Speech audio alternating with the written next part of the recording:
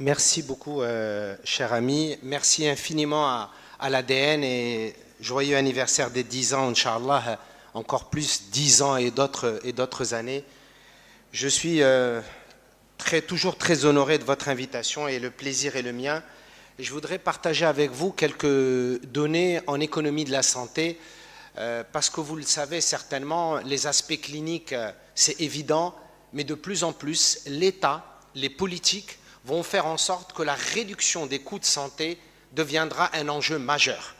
Et à chaque fois, la prévention primaire et secondaire jouera un rôle extrêmement important parce que les maladies, ça coûte cher, le diabète coûte cher, l'hypertension artérielle coûte cher au Maroc et vous allez devoir à un moment ou à un autre, et comme ça se fait maintenant dans certains pays, vous savez que les médecins sont payés en fonction du nombre de cas qu'ils évitent en matière donc de complications et un jour ou l'autre, je pense que ça viendra dans le contexte marocain. Alors, voici le nombre de cas d'insuffisance rénale à travers le monde. Ce qui est important de constater, c'est qu'une augmentation exponentielle extrêmement importante de cette pathologie, une augmentation en raison d'un certain nombre de facteurs de risque, mais de deux pathologies qui nous posent problème au Maroc, le diabète et l'hypertension. 10% des Marocains adultes sont diabétiques et à peu près 30% des adultes marocains sont hypertendus. Et on va voir, bien sûr, évidemment, les conséquences de tout cela.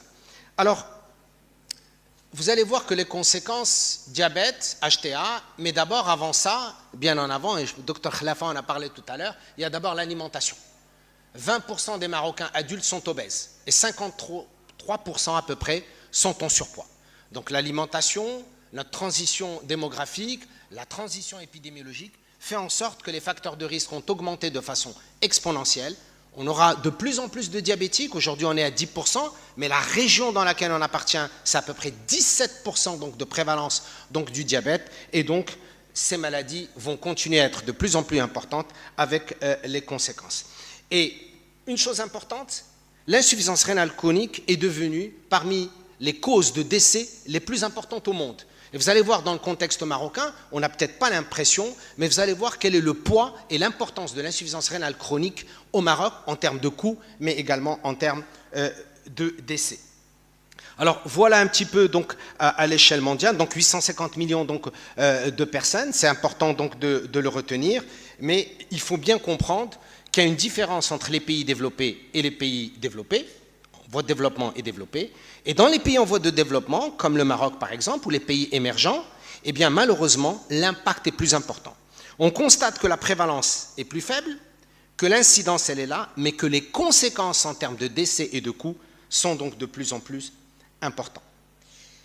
Regardez l'écart, ce qu'on appelle l'inéquité d'accès. 68% d'écart, le fait que vous soyez un pays développé pour prendre en charge l'insuffisance rénale chronique par rapport à un pays en voie de développement. Plus nous avons des personnes qui arrivent en insuffisance rénale, puis il n'y a pas de choix, c'est soit l'hémodialyse, soit la transplantation. Et vous allez voir combien ça coûte et combien ça coûte dans le contexte marocain, alors que si nous avions moins de cas de diabète, moins de cas d'hypertension, plus de prévention primaire, plus de consultations chez les médecins généralistes, eh bien on va pouvoir économiser pour notre pays, parce que je vous rappelle, je pense que vous connaissez très bien ce chiffre, 59,7% des dépenses en santé au Maroc sont supportées par les ménages. Voici également un petit peu les conséquences. Vous avez à peu près, en termes de décès, 2 millions de personnes qui vont décéder. Et regardez en bas, le coût moyen dans le contexte marocain, minimal, c'est de 83 000 à peu près 124 000 dirhams de frais directs si on arrive au stade terminal de l'insuffisance rénale. Et vous allez voir que c'est le coût minimum. Et donc, si vous faites un rapide calcul, ça vous fait par mois entre 8 000 et 10 000 dirhams tous les mois. Est-ce que toutes les familles ont les moyens de supporter cette charge? Et vous allez voir où va cette charge et quels sont les détails. Alors, cette slide, je m'excuse, elle n'est pas très bien visible. C'est simplement pour vous montrer également les conséquences. Parce qu'en économie de la santé, quand on calcule les coûts directs, il ne faut pas oublier les coûts indirects. Il ne faut pas oublier les coûts sociaux, les coûts psychologiques, les trajets, le transport, la souffrance des familles, aller faire des séances d'hémodialyse 2 fois par semaine ou 3 fois par semaine, c'est lourd sur le plan psychologique, c'est lourd sur le plan familial. Donc uniquement en coût direct, il faut estimer entre 8 000 à 10 000 dirhams par mois, en dehors donc des autres coûts. Et c'est ce que montre cette slide, ce qu'on appelle les DALI, Daily Adjusted Life Years. Qu'est-ce que ça veut dire? Ça veut dire que ce sont les années perdues pour incapacité ou pour souffrance. Alors, regardez les facteurs de risque, mes amis, ben, vous les connaissez beaucoup mieux que moi. Beaucoup de facteurs de risque donc modifiables qui sont connus, mais regardez quand même qu'on retrouve quand même l'hypertension, on retrouve le diabète, on retrouve l'obésité, on retrouve beaucoup donc d'éléments sur lesquels nous pouvons avoir, nous en tant que médecins, d'abord médecins généralistes et ensuite donc les spécialistes, sur lesquels nous pouvons avoir un contrôle. Mais de façon générale, toute la littérature à l'échelle internationale vous dit: vous voulez éviter l'insuffisance rénale chronique de façon générale, bien sûr il y a des cas spécifiques, et bien d'abord lutter contre le diabète et lutter contre l'hypertension artérielle. Alors voilà à peu près un adulte sur 3 avec un diabète et un adulte sur 5 avec une hypertension artérielle, malheureusement, va se compliquer avec une maladie rénale chronique. C'est quand même énorme. 1 sur 3 et 1 sur 5. Or, nous avons, encore une fois, comme je vous le dis, 10% donc de diabétiques dans notre population et à peu près 30% donc d'hypertendus. Mais ce qui est plus grave, mes amis, vous le savez, sur les 30% d'hypertendus que nous avons au Maroc, il y a uniquement, pour que vous ayez un ordre de grandeur, il y a uniquement 29% qui continuent à prendre de façon religieuse et en respectant les règles de prescription des médecins. Uniquement 29%. C'est-à-dire 70% des hypertendus au Maroc qui ont été diagnostiqués par vous et à qui vous avez donné un traitement ne le suivent pas régulièrement ou complètement pour diverses raisons, qu'elles soient économiques, qu'elles soient sociales, qu'elles soient pour beaucoup de raisons, mais ça c'est un enjeu majeur. Autre chose donc qui est important, c'est que vous connaissez beaucoup mieux que moi, vous le maîtrisez beaucoup mieux que moi, eh bien les complications du diabète en tant que pathologie. Et je crois que tous mes amis qui sont passés ce matin et qui vont passer au cours donc de ce congrès vous démontreront de l'importance donc de gérer le diabète en tant que pathologie et éviter la prévention tertiaire, c'est-à-dire éviter les complications du diabète. Une des complications majeures malheureusement donc du diabète, c'est justement donc la maladie rénale chronique et donc l'insuffisance donc rénale chronique. Alors, est-ce que le diabète est lié à la maladie rénale? Oui, il est lié à la maladie rénale. Et vous voyez qu'à peu près, que c'est très très important, que à peu près 25 à 50% des diabétiques vont évoluer vers la maladie rénale diabétique et 50% parmi eux vers l'insuffisance rénale. Ça veut dire qu'en moyenne, quand vous allez découvrir un diabétique, en moyenne, le quart va mal évoluer et va évoluer vers l'insuffisance rénale. Le quart, c'est-à-dire un diabétique sur 4 que vous voyez à votre consultation, de façon générale, bien sûr, il y a des spécificités, va malheureusement évoluer vers l'insuffisance rénale chronique. Ça, ce sont les dernières données de la littérature. Alors, chez nous, dans notre contexte, regardez Middle East and North Africa, malheureusement, en 2045, eh bien, 136 millions donc, de personnes dans notre région seront diabétiques, avec une prévalence qui passera de 10 à 17%, c'est-à-dire quasiment 70% d'augmentation pour les 20 prochaines années. Et là aussi, bien sûr, c'est lié à notre mode de vie et c'est lié aux facteurs de risque dont je vous ai parlé tout à l'heure. Est-ce qu'il y a des médicaments qui vont nous en... Mais vous êtes spécialiste, bien évidemment. Est-ce qu'il y a des médicaments qui ont montré le ralentissement ou la protection chez le diabétique pour éviter d'arriver à l'insuffisance rénale? Oui, bien sûr. Donc, il y a des données. Cette étude, elle est très belle, qui a été publiée en 2022. Elle vous montre un petit peu les stratégies donc, thérapeutiques et particulièrement ces 2 stratégies thérapeutiques qui joueraient un rôle. Mais là aussi, quand on fait les calculs, on s'aperçoit que malgré ces traitements entre guillemets néphroprotecteurs, eh bien, il vous reste quand même malheureusement 70% des cas que vous n'arrivez pas à contrôler et à éviter l'évolution. Malgré qu'aujourd'hui, il y a des stratégies thérapeutiques meilleures que d'autres qui vous permettent de mieux protéger donc, le rein donc, du diabétique, mais malgré cela, malheureusement, c'est très souvent assez tard. Alors, regardez de façon générale, et ça c'est une pyramide en 3 dimensions. Et regardez dans cette pyramide en 3 dimensions ce que vous avez au sommet, mais surtout à la base, l'essentiel, donc à la base pour la majorité des patients, sur lesquels vous avez un rôle crucial et important, d'abord et avant tout en tant que médecin généraliste et ensuite en tant que diabétologue, c'est d'agir sur, bien sûr, le contrôle glycémique, mais d'agir également sur les autres facteurs de risque modifiables, et en particulier 2, qui est le plan nutritionnel adapté et qui est le mode de vie sain, et en particulier l'activité physique et la réduction, et évidemment des habitudes toxiques qui sont le tabac et l'alcool par exemple. L'hypertension artérielle. Alors on a vu un petit peu pour le diabète, mais est-ce que pour l'hypertension artérielle également c'est un enjeu? On a vu tout à l'heure qu'à peu près un diabétique sur 3, il y a un hypertendu donc sur 5.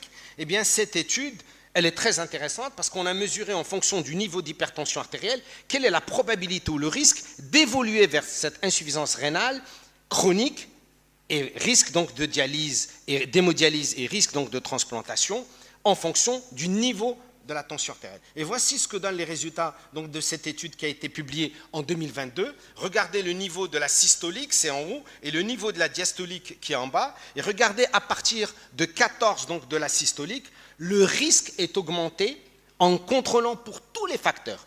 Au minimum de 79% de plus entre 14 et 16 de pression artérielle et au minimum 3 fois plus à partir d'une systolique de 16. C'est-à-dire, chez le patient diabétique pour lequel il n'y a pas eu de contrôle de cette systolique, on la laisse évoluer jusqu'à 16, le risque d'évolution, toute chose par ailleurs étant égale. C'est-à-dire, quand vous voyez ce qu'on appelle le odds ratio, adjusted odds ratio, c'est-à-dire qui est contrôlé, le ratio de cote contrôlé, ça veut dire qu'on a contrôlé pour tous les autres facteurs donc, de confusion, eh bien regardez le risque de 3.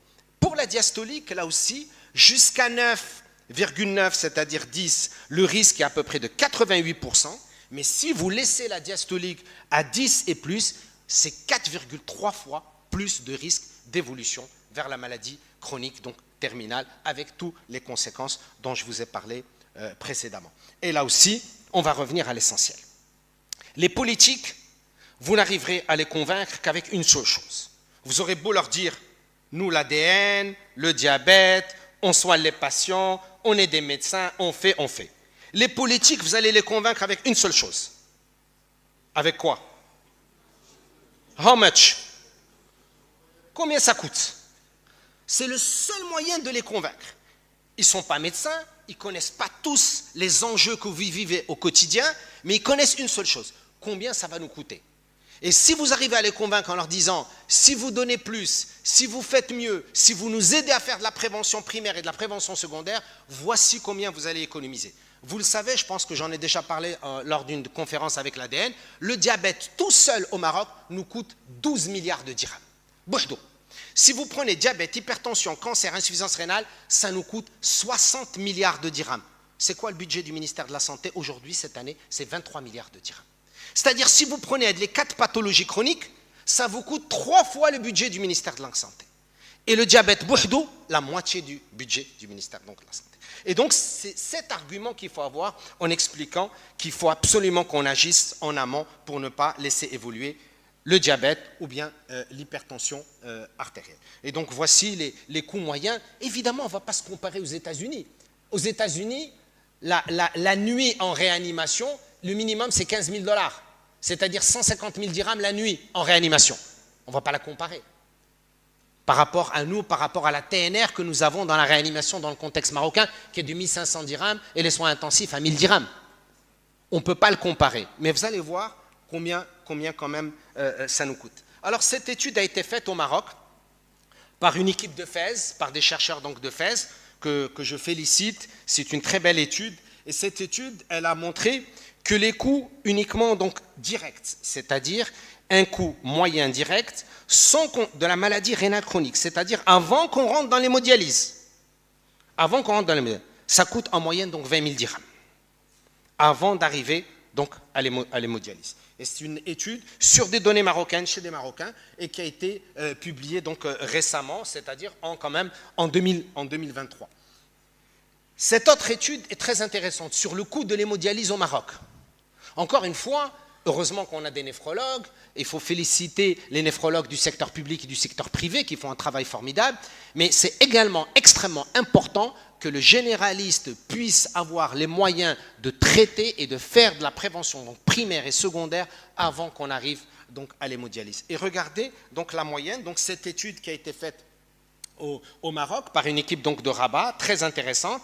Et qu'est-ce qu'elle montre? Elle a dit, si je prends un coût moyen de l'hémodialyse à 850 dirhams, donc le coût aujourd'hui qu'en fonction de la TNR, c'est 800 dirhams, on va dire 850 dirhams là que la séance, et on va calculer si on fait 2 séances par semaine ou 3 séances par semaine, combien ça coûte. Eh bien, quand ils ont fait les coûts, on est à peu près à 130 000 dirhams par an au minimum, sans compter le laboratoire, sans compter les consultations des médecins, sans compter tous les autres prélèvements que vous allez demander et toute l'imagerie médicale que vous pouvez donc demander, et sans compter l'impact social, l'impact sur le travail, etc. Et ça, c'est très intéressant parce que c'est sur des patients marocains, sur des réalités qu'ont vécu les médecins.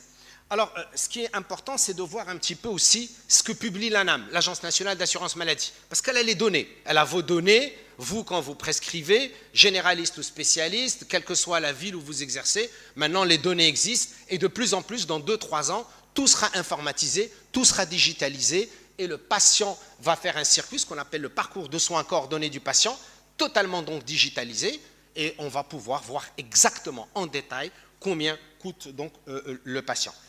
Regardez aujourd'hui dans l'ANAM. Si vous prenez la CNSS, vous savez quelle est la maladie qui coûte le plus cher à la CNSS au remboursement? L'insuffisance rénale chronique. C'est la maladie qui coûte le plus cher au Maroc. Ce n'est pas les cancers, ce n'est pas l'hypertension, ce n'est pas le diabète, et je vais vous donner les chiffres qui ont été publiés par la Société marocaine de néphrologie et par l'Agence nationale d'assurance maladie.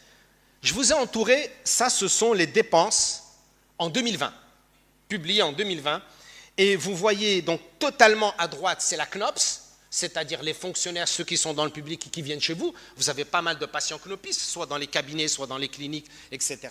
Et complètement à gauche, c'est la CNSS, c'est-à-dire ceux qui travaillent dans le privé. Et le numéro 17, regardez le numéro 17, mes amis. Le numéro 17, c'est l'insuffisance rénale chronique terminale. Et regardez le coût moyen annuel d'un patient. Est-ce que vous arrivez à lire? Plus de 900 000 dirhams. Plus de 900 000 dirhams par an, par patient. Et si vous allez à la CNOPS, c'est à peu près 430 000 dirhams.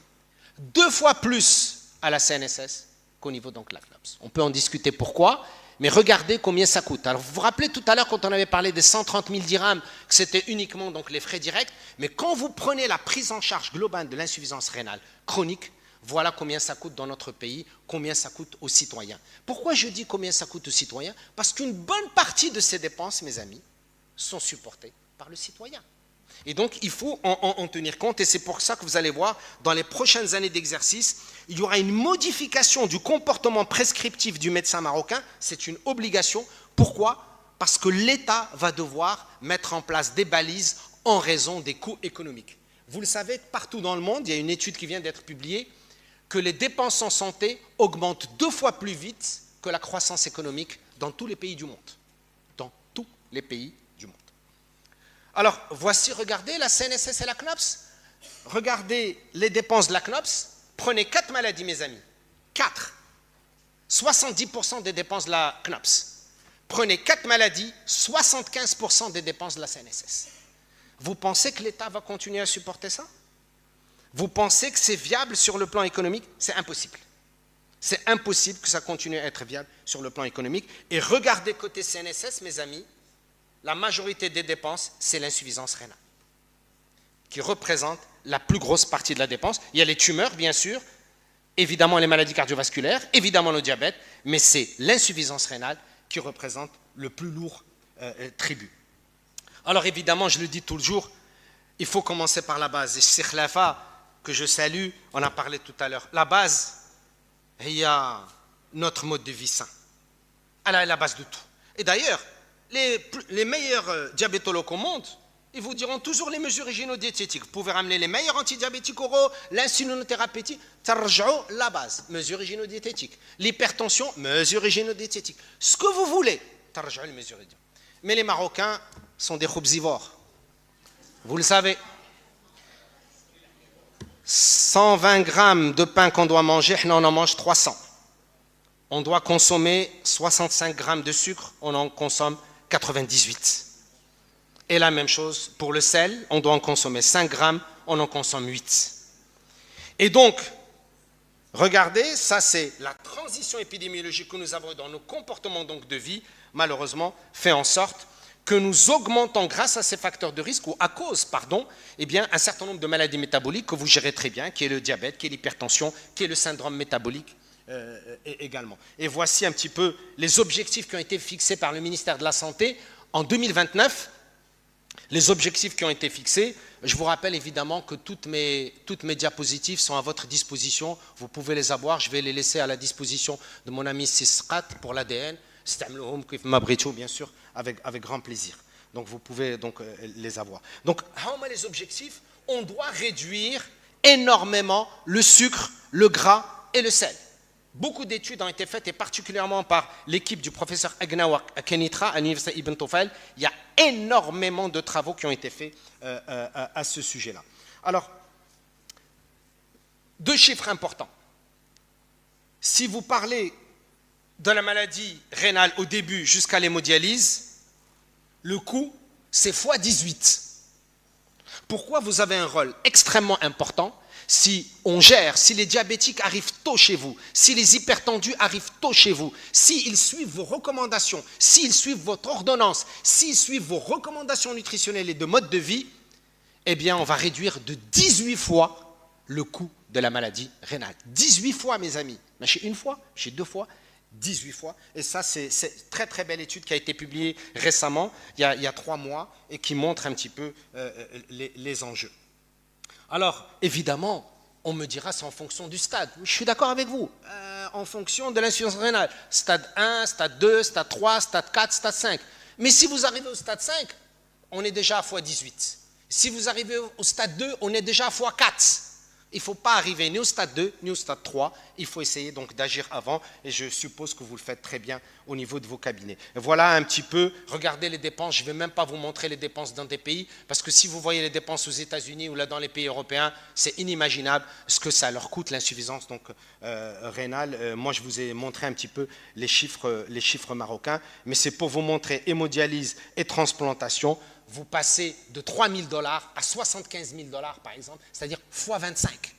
Et là, sur la transplantation, on est à x25 pour vous montrer un petit peu les enjeux. Cette étude, et j'ai presque terminé, c'est une étude africaine et extrêmement importante parce qu'aujourd'hui, on a toujours l'impression que c'est les pays développés qui posent problème. Vous savez qu'aujourd'hui, en Afrique, on meurt plus de maladies non transmissibles que de maladies infectieuses. En Afrique. Je ne parle pas de l'Espagne, de la France ou de notre pays, je parle de l'Afrique. Plus de conséquences des maladies non transmissibles que des maladies infectieuses. Au Maroc, 80% des décès sont dus aux maladies non transmissibles. 80%. Quand vous avez 100 décès au Maroc, 80 sont dus aux maladies non transmissibles, dont, que vous connaissez, diabète, hypertension, cancer, maladies dégénératives, insuffisance rénale, etc.